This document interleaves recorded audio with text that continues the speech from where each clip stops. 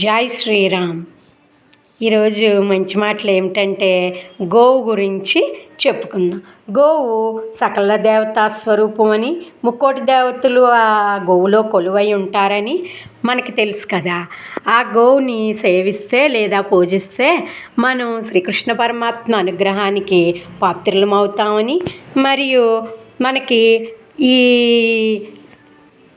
గోవు యొక్క శరీర భాగాల గురించి ఒక శ్లోకం ద్వారా తెలుసుకుందాం. నమో బ్రాహ్మణ్య దేవాయ గోబ్రాహ్మణ హితాయ జగద్దితాయ కృష్ణాయ గోవిందాయ నమో నమః. కీర్తనం శ్రవణం దానం దర్శనం చాపి పార్థవ గవాం ప్రశస్తే వీర సర్వపాపహరం శివం. ఘృతక్షీరప్రదాగావ్యో ఘృతయోన్యో ఘృతోద్భవః ఘృతనద్యో ఘృతావస్థా మే సంతు సదా గృహే. ఘృతం మే హృదయే నిత్యం ఘృతం నాభ్యం ప్రతిష్ఠితం ఘృతం సర్వేషు గాత్రేషు ఘృతం మే మనసి స్థితం. గావో మమ ఘృతో నిత్యం గావ పృష్ఠత ఏవ చ గావో మే సర్వచైవ గవాం మధ్యేవ సామ్యహం. ఇత్యాచమ్య జపేత్ సాయం ప్రాతః పురుషः సదా యదః కుర్తేత్ పాపం తస్మాత్ స పరిముచ్యతే. గోవు పాదములు పితృదేవతలు, పిక్కలు పిడిగంటలు, అడుగులు ఆకాశగంగలు, ముక్కలు కొలుకొలు ముచ్చిన చెప్పలు, కర్రి కర్రేనుగు, పొదుగు పుండరీకాక్ష, సన్నుకట్టు సప్తసాగరాలు, గోమయం లక్ష్మి, పాలు పంచామృతాలు, తోక 90 కోటి ఋషులు, బొడ్డు పొన్న పువ్వు, కడుపు కైలాసం, కొమ్ములు కోటుగుళ్ళు, మొగము దష్ట, వెన్నెనమ ధర్మరాజు, ముక్కు సిరి, కళ్ళు కలువరేకులు, చెవులు శంఖనాదం, నాలుక నారాయణ స్వరూపం, దంతములు దేవతలు, పళ్ళు పరమేశ్వరి, నోరు లోకనిధి. గోమాతాయ నమో నమః. సురభిదేవ్యై నమో నమః.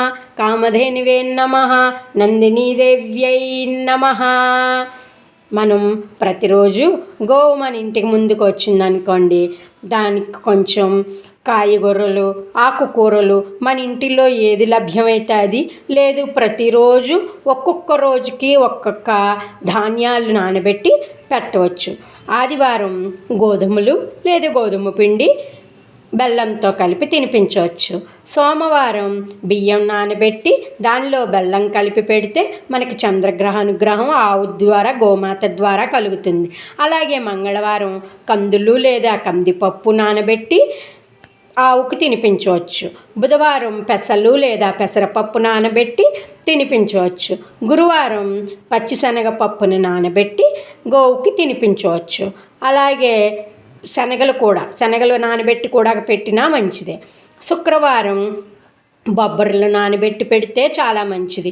శనివారం మినపగుళ్ళు లేదా మినపపప్పు నానబెట్టి పెట్టినా కూడా చాలా మంచిది. అలాగే మిగతా రాహుకేతువులకి ఉలవలు అవి నానబెట్టి పెట్టినా కూడా చాలా మంచిది.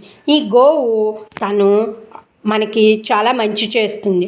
పూర్వకాలం ఇప్పుడంటే మనకి ఈ నగరాల్లో అవి గడ్డులు రకరకాల గ్రాసము దానికి వెళ్ళి తినడానికి లేక, ఇది వరకు పూర్వకాలం ఏం చేసావంటే గోవులు మన ఇంటి ముందుకు కానీ ఎవరింటి ముందుకు కానీ పెంచుకున్న వాళ్ళకి కానీ వాసన చూసి వాళ్ళలో ఏదైనా అనారోగ్యమైనది ఏదైనా ఉంటే దానికి సంబంధించిన మందుతో ఉన్న ఆ గ్రాసాన్ని తిని వచ్చేవి.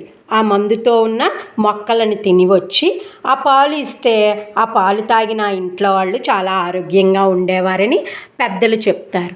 దీన్ని బట్టి ఏమిటనమాట, మనకి గోవుని గనక మనం నిత్యం సేవిస్తే ఆ గోవిందుడు ఆ శ్రీకృష్ణ పరమాత్మ అనుగ్రహం కూడా మనందరిపై ఉంటుందని తెలుసుకుంటూ హరే కృష్ణ.